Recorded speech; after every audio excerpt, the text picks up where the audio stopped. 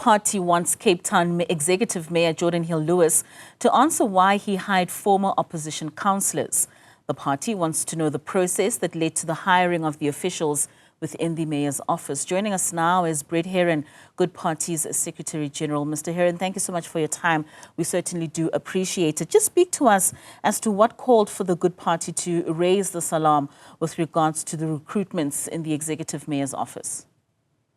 Good afternoon. Look, at what prompted the formal submission of questions to council and to the mayor for him to answer in council is the revelation that over the last year or so, the Democratic Alliance, which is obviously in government in the city of Cape Town, has been recruiting councillors from opposition benches and rewarding those who do defect from the council, from the parties that they were elected to represent in the council to the DA. They get rewarded with jobs in the mayor's office. And this is not only an illegal process, but obviously highly unethical. And the reward is actually paid by the residents and ratepayers of the city of Cape Town, because those jobs in the mayor's office are funded by public funds. I mean, so you have written 12 questions to the council, like you say, as well as to the executive mayor, where you're demanding full transparency on the process in terms of whether due process was followed. Have you received a response from the mayor? We haven't received a response yet, but I think it's important to understand that, look, the mayor is not a king. The mayor is subject to the law. The Municipal Systems Act, which governs how council should function, how municipalities should function, require that at the beginning of each term of office, a council adopts a staff establishment. And that staff establishment describes the jobs that are required in the municipality, the competencies that go with those jobs, the job description, and the skills and experience that are required to fill those positions, including positions in public office bearers. So the mayor's office, the deputy mayor's office, the speaker's office, there's the legislation and the regulations that were promulgated by the Minister of Cogta, which determine the number of staff that a public office bearer can have in his or her office. So how the mayor of Cape Town is able to recruit 5 councillors from the opposition benches and reward them immediately with jobs in his office needs to be answered. And of course, like we mentioned, you haven't gotten these answers as yet. Do you have a number? Do you know how many there are? I mean, you just mentioned 5. Is that the total number of people that have been recruited over this past year so far?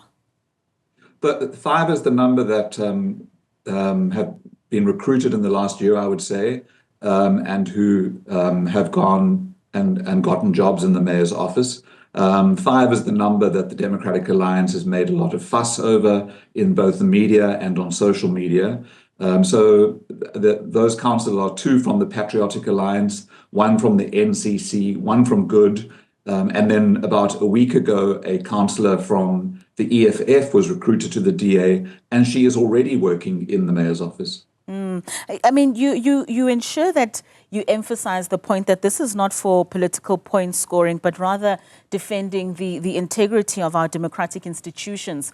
How important is it to be vigilant about such practices that could be happening within government structures, especially like you mentioned earlier on, it is the use of taxpayers' money that is rewarding this political loyalty?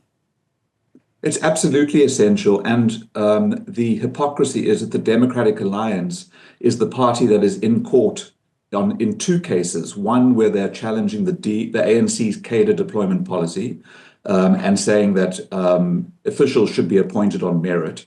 And they're also in court now challenging the Employment Equity Act or Amendment Act, saying that employees should be appointed on merit. But here they are in government in the city of Cape Town, not only deploying new cadres that join them, rewarding these defectors, but those appointments are not made on merit. They're made as a reward for defecting from one political party to an opposition party to the Democratic Alliance. And as I said earlier, and you just repeated, those positions are funded by the residents and ratepayers of the city of Cape Town. And so we are actually paying for the Democratic Alliance to recruit new members to their party. And should it be found that this is in fact political party loyalty rewardings, what precedents do you think this is setting? It's a very dangerous precedent, and it undermines the Democratic Alliance's argument around merit-based appointments in the public service. And if you read the regulations that were promulgated by the Minister of Cogta in 2021, they are designed to make sure that municipalities, the employees in municipalities, are there with proper experience, proper skills, proper qualifications in order to render the services that are required. And so to reward or appoint former councillors in positions in a municipality, even if it is in the mayor's office, which is somewhat of a political office, those employees still have a public function to perform. And if they are unable to perform that function and are only being recruited to reward them for defecting to the DA, then it's a very dangerous precedent and an illegal one. And of course, I mean, you haven't received any answers as yet, and at some point we could be speculating. But then what happens to the people that previously occupied those positions? Were these positions that were vacant, were they created specifically for these members that come from these other political parties? Or were there people within those positions that have been removed and then replaced? Well, that is a very good question, and it is part of our questions to the mayor. If you looked at the questions, you'll see that we've asked for the staff establishment of his office. And the staff establishment will tell us what positions are created in that office and should be filled. It's very unlikely that there are all these vacancies that existed that the mayor is simply able to fill by making an appointment of a political defector. So it appears that positions are being created outside of the staff establishment, which would be unlawful, in order to accommodate councillors from opposition parties who join the DA. The alternative is that the mayor retains a number of vacancies in his office, which is highly unlikely. And do you think that there's a possibility that this could unearth other departments where you would find this practice to be held? I think it probably is the tip of the iceberg. It is an abuse of public office.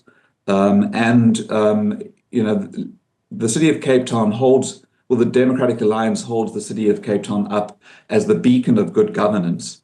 And this practice is the epitome of bad governance, of maladministration, and of abuse of public funds and public power. And so it is a dangerous precedent. We'll unpack this these particular cases in the City of Cape Town, but I'm quite convinced that this is happening elsewhere in municipalities and in government departments.